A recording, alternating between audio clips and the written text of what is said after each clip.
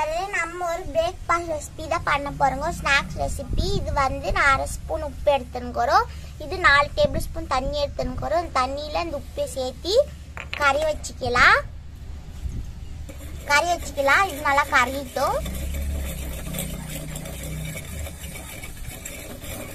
பாருங்க, நான் 100 gram paper அவளைக்கு எடுத்துக்கிறோம். 100 கிராமுக்கு இப்போ வந்து இதை பாத்திரத்தில் சேர்த்துக்கலாம்.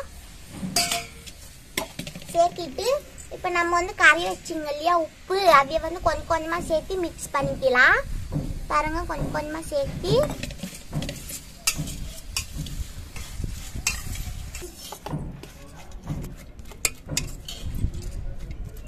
பாருங்க, எல்லா தண்ணியும் சேர்த்து நம்ம மிக்ஸ் பண்ணியாச்சு.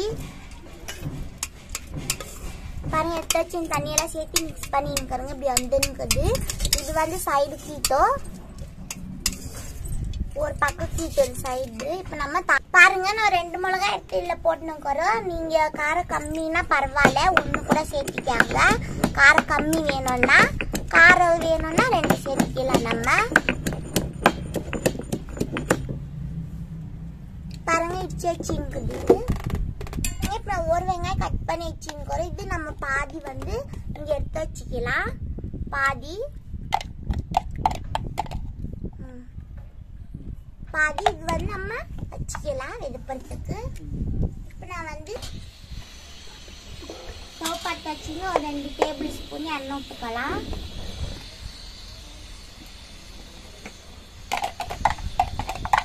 பாருங்க, வெங்காயம் சேர்த்துக்கலாம். நம்ம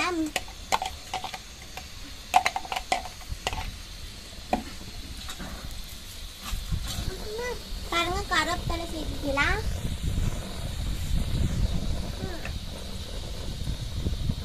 கருவேப்பிலை சேர்த்துட்டு அதுக்கப்புறமா பச்சை மிளகா இல்லையா, பாருங்க, அதையும் சேர்த்துக்கலாம்.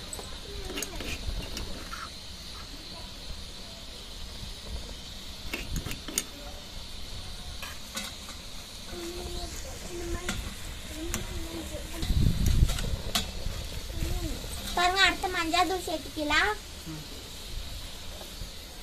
ஒரு 1/4 ஸ்பூன் எடுத்து வச்சுக்கிறோம். சேர்த்துட்டு இதையும் நல்லா எடுத்துக்கலாம்.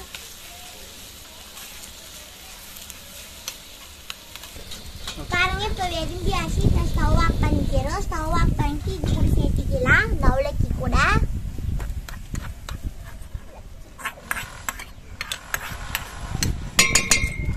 மிக்ஸ் பண்ணிக்கலாம். சேர்த்துட்டு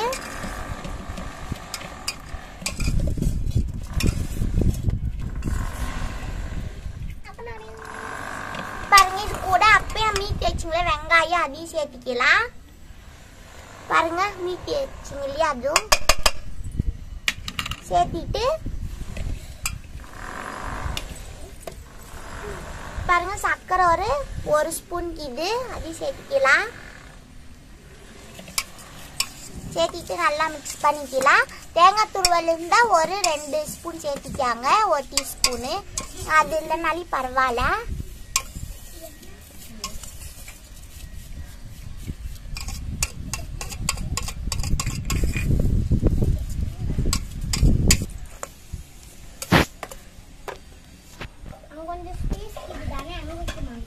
பாருங்க, சூப்பரான அவல் ஸ்நாக்ஸ் ரெடி.